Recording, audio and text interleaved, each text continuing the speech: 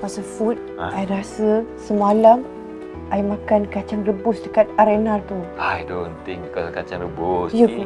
I suspect it's the soda yang minum soda. You kan jarang minum soda. Ya ke? Tapi I minum sikit je item ini. Sikit pun sikit.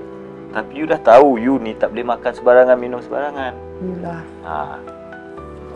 Let's go klinik. Tak nak lah. Let's go.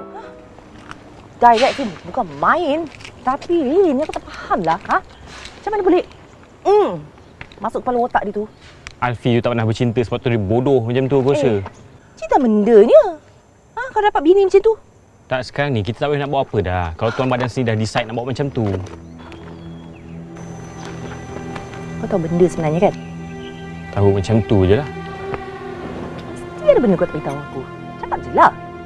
Nak menipu dengan penipu pula. Reaction kau tu, aku boleh baca tau. Kau tahu tak? Dekat set pun memang dia baran. Muka je nampak mulia. Tapi perangai... kau tahu tak? Hari tu dia campak je skrip macam tu.